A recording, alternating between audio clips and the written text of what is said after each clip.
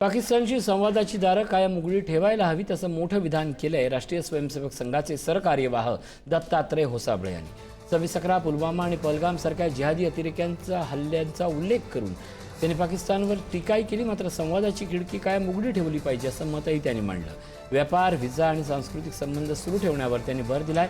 सध्या मोदी सरकारनं पाक विरोधात घेतलेल्या भूमिकेच्या विरुद्ध संघाचंही मत असल्यानं याचं पडसाद उमटू शकतं।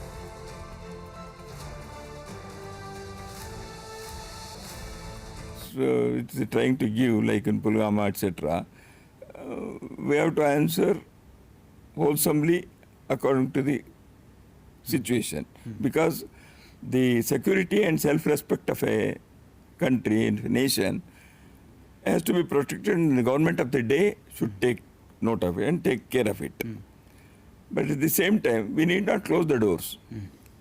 We should always be ready to engage them in dialogue. That's why diplomatic relations are maintained. Okay. Trade and commerce goes on. Yeah. Visas are being given.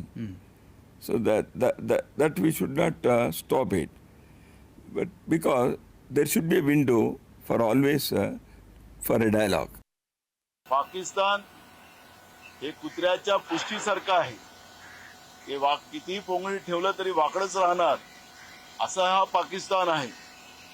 आणि म्हणून ज्यावेळेस आता काश्मीरमध्ये आमच्या तरुण जवळपास 26 मुलांना त्या ठिकाणी त्या पाकिस्तानी आतंकवाद्यांनी मारलं आणि आमच्या तरुण भगिनींना विधवा केलं, त्यावेळेस आमचे नेते राहुल गांधींनी भूमिका घेतली की आरपारची लढाई लढली पाहिजे।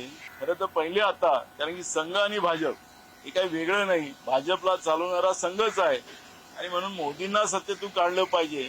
हे तिथपर्यंत पाकिस्तान सरळ होणार नाही ही भूमिका आमची आहे।